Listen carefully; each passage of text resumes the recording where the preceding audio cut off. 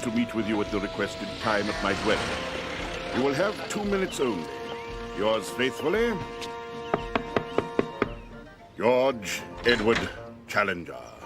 Come stai, signora? Yes? I have an appointment with the great Professor Challenger. You've obviously never met my employer. I've not had the honor, signora. Well, I apologize to you in advance. He's an absolutely impossible person. Absolutely impossible. Forewarned. As they say, he's forearmed. It is a most considerate of you, signora.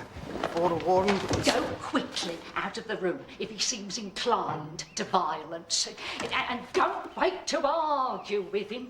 Several people have been injured doing that. I shall try to keep that in mind. But I've no intention of arguing with the great Whatever professor. you do, don't mention reporters. Reporters, of course. That's as good a way as was ever invented to ensure a violent rage from the man. Professor Challenger, your guest has arrived. Now remember what I told you. Professor Challenger. Giuseppe Milano? Yes, I have come very far, and at my own expense, though that's no problem, to tell you that you... You say that you are a great admirer of my work. What exactly do you admire?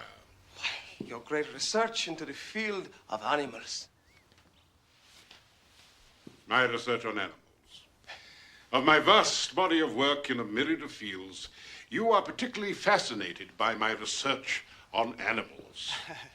Is that what they're teaching of mine in, Italy, was it? Yes. Oh, where exactly in Italy? Milano? Giuseppe Milano from Milano. How neat. Per lei, l'indice craniale è un fattore costante e il seme plasmatico differente dall'uovo partenogenetico. Sì. Sì. Tu sei una donna grassa, calva, con foruncoli sul sedere e 2 mucche verdi che danno latte rosa. Ah, sì. Sì.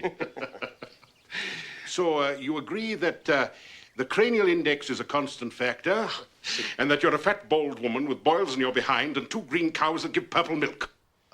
You're the damnedest imposter in London. A vile, crawling journalist with no more Italian blood in you than you have human decency in your composition. Sir, I only hoped To make a name for yourself by furthering the preposterous lies and fairy tales that are told about George Edward Challenger. It's time that you had your ears clipped, and by God, George Edward Challenger's the man to do it. Listen here, sir. You can be as abusive as you like. All right, I'm not Italian. In fact, I'm Canadian by birth, but there is a limit. You shall not assault me. Shall I not? You will not be the first of your kind that I have thrown out of this house. You will, in fact, be the 28th, I believe. Don't be a fool, Professor. I'm 165 pounds, as hard as nails, and some 20 years you're better.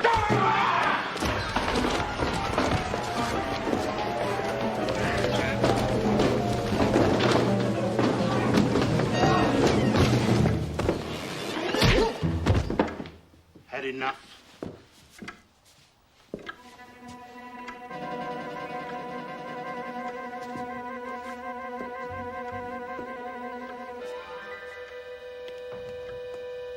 What's all this? This maniac attacked me. Did you attack him? It's not the first time either. You were in trouble last month for the same thing. And the month before. Do you want to charge him, sir? No, I don't. I was to blame. I intruded on him. He gave me fair warning. Well, you're the first one not to charge him. Let's have no more such goings-on from you.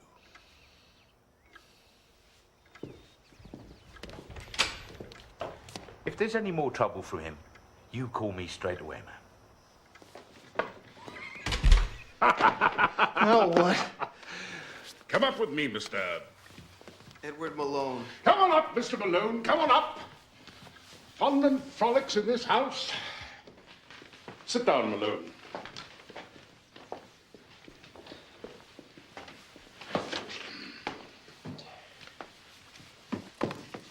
So, Mr. Giuseppe Maloney, journalist and famous Italian impersonator. Why have you gone to such extravagant, albeit inept, lengths to find me? I need a